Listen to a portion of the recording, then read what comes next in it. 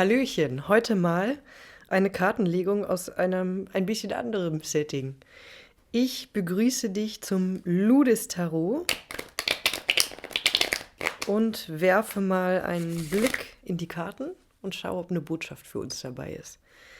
Du schaust bitte mit deiner gesunden Skepsis, ob hier Worte, Bilder oder Gedanken für dich dabei sind, mit denen du eigenständig und selbstverantwortlich weiterarbeiten kannst. Und lässt ziehen, was nicht zu deinem Erleben, zu deiner Welt wollte ich gerade sagen. Und dann kommt sie hier. Okay.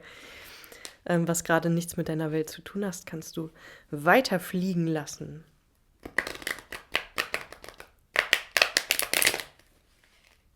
Gibt es eine Grundatmosphäre?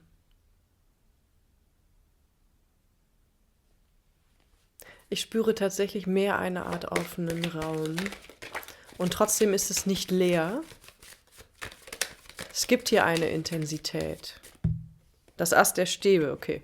Nun gut, das ist natürlich ein Hinweis darauf, dass hier eine Gelegenheit ergriffen werden kann. Es gibt hier eine Gelegenheit für dich, wenn du mit diesem Reading gemeint bist, wenn du hier Resonanz spürst, wirklich dieses Nutze das. Hier ist eine Gelegenheit da, hier kündigt sich etwas an und du spürst es. Es wird wie richtiges Timing sein, es wird zum richtigen Zeitpunkt von dir wahrgenommen, wann etwas umzusetzen ist, wann etwas zu machen ist. Hier geht es nicht ums Konzipieren, das hast du eventuell schon längst gemacht, sondern wirklich mit etwas tätig werden, etwas in Bewegung zu machen, nicht mehr zu träumen.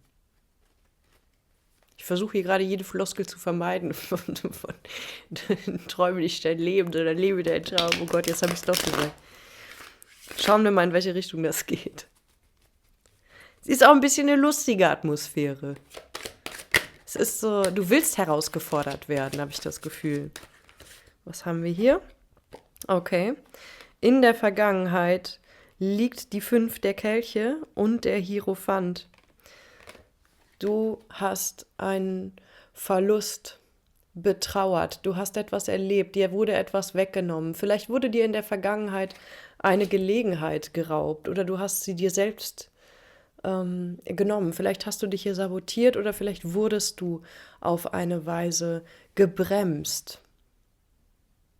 In der Freude. Ja, hier ist etwas, also eine Situation, du kannst es auf der Karte erkennen. Eine Situation ist verschüttet. Eine Situation hat sich vergossen. Und es war für dich, du hast es bedauert. Du hast aber auch daraus gelernt. Es ist eine Erfahrung, die dafür gesorgt hat, dass du extrem an Autorität und Weisheit zugenommen hast, dass du da einen Zugewinn daraus ziehen konntest. Vielleicht auch etwas, das erst dazu geführt hat, dass du eine solche Situation, in der du eine Gelegenheit zum Handeln hast, in der du deine Chancen ergreifst und nutzt, erst erkennen kannst. In der erst vielleicht auch dieses Gefühl von nie wieder kommt mir gerade, also wie das lässt du nicht nochmal zu. Du möchtest das nicht nochmal zulassen, dass dir etwas einen solchen Schlag versetzt. Emotional, es war ein emotionaler Verlust und es geht aber ums Handeln. Okay, ich wollte hier schon darüber hinwegmischen. Am Unterdeck haben wir den Narren. Also etwas, was du neu anfängst. Eine Gelegenheit, etwas neu anzufangen. Etwas vielleicht auch nochmal zu machen, aber auf andere Weise. Okay. Dieser Verlust hat in dir das Gefühl ausgelöst, dass da zu wenig Substanz ist bei etwas, dass du dich für zu wenig gehalten hast. Dass du dachtest, etwas sei vergebens, um eine Sache sei etwas vergebens.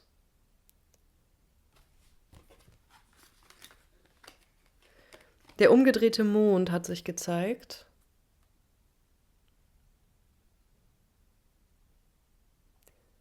Es hat sich Und zwar hier also ich auf den Hierophanten und da ist noch eine Karte dazwischen, die zeige ich gleich. Aber das ist eine merkwürdige Sache. Es ist, als ob durch diese Situation, in der dir etwas geraubt wurde, ich drücke es mal dramatischer aus, in der dir etwas geraubt wurde, genommen wurde oder du dir das hast nehmen lassen oder dir selbst genommen hast, aufgrund vielleicht einer alten Erfahrung oder eines Musters, dir Dinge auszureden, selbst Dinge nicht zu ergreifen, handlungsunfähig zu bleiben, zu glauben, du könntest etwas nicht, hat sich also ein wahrerer Impuls, der Impuls nämlich, eigentlich kann ich das, eigentlich bin ich dazu fähig, hat sich ganz tief in dein Unbewusstes geschraubt.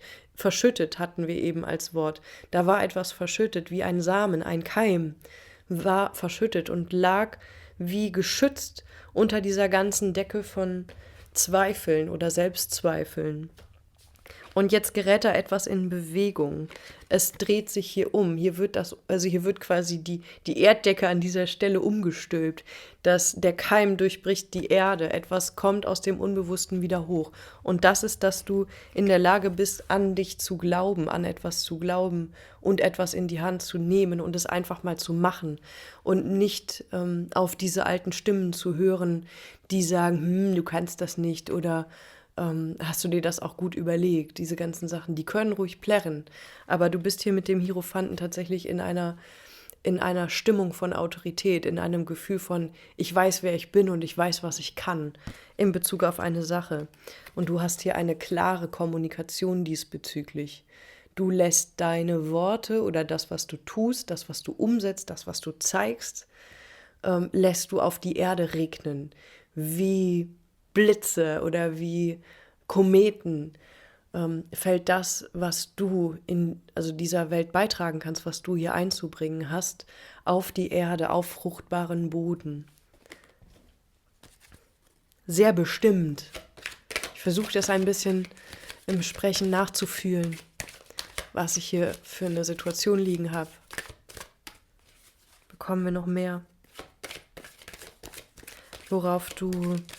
Was dir vielleicht helfen könnte bei diesem Vorhaben. Okay, nochmal der Narr. Gönn dir oder erlaube dir eine kindliche Herangehensweise. Dieses Unbefangene, das ist das, was vielleicht verschüttet war.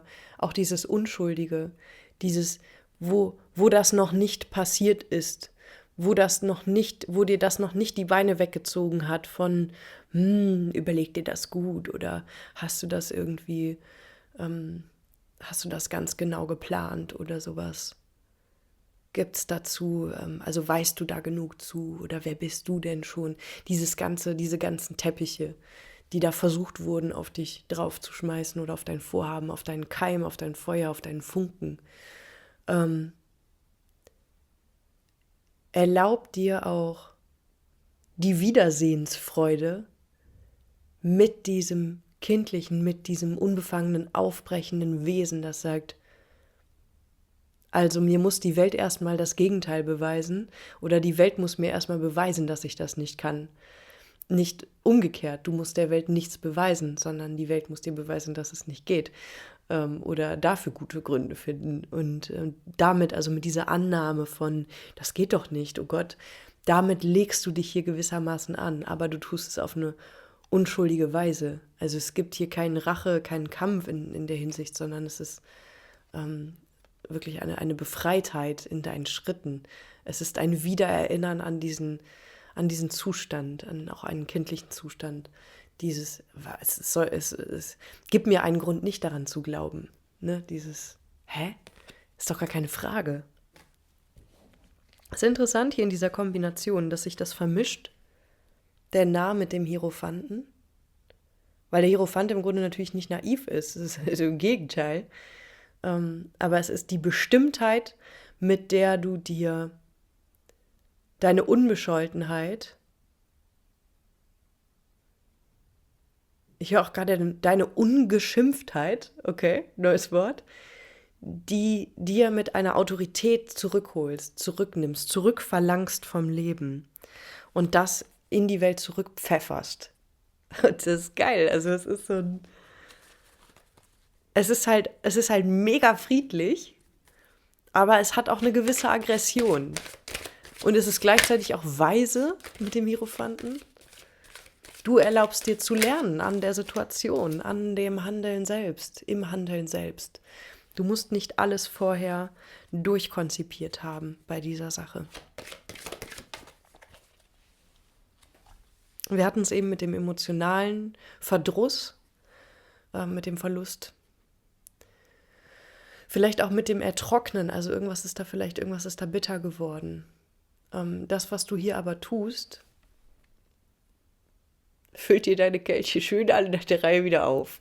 Also auch so sehr, dass du dir einen berechtigten Wunsch offensichtlich doch nicht hast ausreden lassen von dieser Welt, von dieser Kultur, von bestimmten Menschen vielleicht, von der Erziehungsberechtigten. Der Glaube daran, dass es für dich auch schön sein kann, das darfst du. Du darfst dir das wünschen. Du darfst daran glauben. Man ist nicht cooler oder besser, wenn man zynischer ist. Ist ein Irrglaube. Man ist auch nicht weiser, wenn man sich ständig die Möglichkeit auf emotionale Erfüllung irgendwie runterredet. Du zerredest dir das nicht mehr innerlich und du lässt es dir auch nicht mehr zerreden. Möglicherweise distanzierst du dich hier auch von Menschen, die die versuchen, dir eine Bitterkeit anzudrehen, die eigene Bitterkeit auf dich zu übertragen. Das eigene emotionale Vertrocknetsein irgendwie dir rüber, also auf dich mit rüberwerfen zu wollen. Kann sein, dass du dich davon abwendest und dich eben etwas anderem zuwendest, nämlich einer anderen Art Fluss, einem anderen Fließen, einem großen Möglichkeitsbereich und eine Art Gewässer, in dem hier auch andere schon unterwegs sind, und daran orientierst du dich. Du lenkst deine Aufmerksamkeit, deinen Fokus auf das, wo du hin willst, und du schaust hier nicht mehr verkrampft auf das zurück, was du verloren hast oder was dir genommen wurde oder wie es war, sondern hier geht die Bewegung wirklich nach vorne. Jetzt muss ich an Jonathan Mese denken. Es gibt so eine Doku über ihn, die Ameise der Kunst oder Ameise in der Kunst. Und da steht er im Bösner, das ist so ein Kunstfachhandel, also für Material. Und da steht er irgendwie an der Kasse und sagt, die Bewegung muss von hier hinten Schwung holen. Also ich kann es nicht genau erinnern. Und die muss so nach vorne gehen. Und er macht dir die Bewegung vor. Und das machst du im Grunde hier auch. Du gehst so nach vorne. Also du bremst dich an der Stelle halt nicht mehr ab. Und wenn ich jetzt hier nicht irgendwie so komisch sitzen würde, würde ich das machen mit diesem Schritt, den er auch macht. Es könnte etwas sein, das für dich vielleicht auch interessant ist, es einfach mal, so doof sich das anhört, zu machen, diesen Schritt zu machen, diese Jonathan-Mese-Bewegung an der Stelle zu machen. Also ohne jetzt irgendwie breit über Jonathan Mese diskutieren zu wollen. Aber der ist mir gerade mit dieser Bewegung eingefallen. Das ist das, worum es hier geht. Dieses sich nach vorne werfen. Da fällt mir noch was anderes ein, und das ist ein Stück von Peter Licht, das möchte ich gerne anhängen. Das heißt Fluchtstück. Das geht auch auf eine krasse Weise nach vorne, ist mein Eindruck.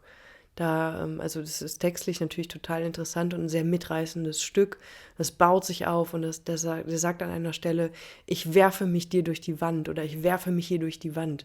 Mach das natürlich bitte nicht irgendwie leiblich in dem Sinne, aber es geht wirklich um dieses etwas wird durchbrochen. Etwas wird durchbrochen. Die Schallgrenze, ne? Eine Schutzmauer, eine Schutzhülse, die berstet durch deine Bewegung. Du setzt dich frei in die Welt, du setzt dich frei in das Menschenfeld und setzt hier wirklich ein Signal. Und dieses Signal enthält Wunderschönes, könnte zu Wunderschönem führen. Du brauchst keine Garantien. Du machst es aus einem ganz ehrlichen Impuls, womit du dich hier mitteilst, womit du gewissermaßen mit dem Herzen aufstampfst und dir dein Recht nimmst zu sprechen, dein Recht aufzutauchen mit dem, was du ehrlich zu geben hast. Da gibt es auch dann keine Notwendigkeit, an sich zu zweifeln. Das bedeutet im Grunde an sich glauben. Es bedeutet nicht, dass man sich die ganze Zeit selber einredet, wie toll man ist und irgendwelche Formulierungen, die man von irgendwo anders hernimmt, auf sich draufsetzt, sondern es ist wirklich dieses, hier gibt es irgendwo einen tiefen Punkt in mir, einen wesenhaften Punkt in mir, an dem ich keinen Zweifel hören kann, der sagt, nee, ich weiß doch, was ich hier empfinde, ich weiß doch, was ich hier gesehen habe, ich weiß doch, wer ich bin. Dieses Gefühl. Und das ist, denke ich, dem Wesen nach eins, das sich verbinden will, ein friedliches, ein wohlwollendes der Welt gegenüber. Diesen Punkt an dieser Stelle scheinst du hier mit etwas, was du tust, was du ins Rollen bringst, was du bewegst, nicht mehr anzuzweifeln.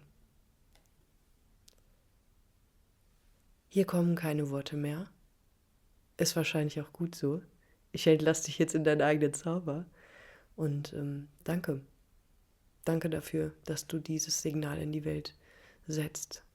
Dass du diesen Beitrag machst mit deinem Auftauchen. Ich weiß nicht, was es ist. Aber das ist gar nicht wichtig. Denn wichtig ist, dass du das weißt. Und weißt, was du tust. Alles klar. Tschüss, Bis dann, wenn du magst.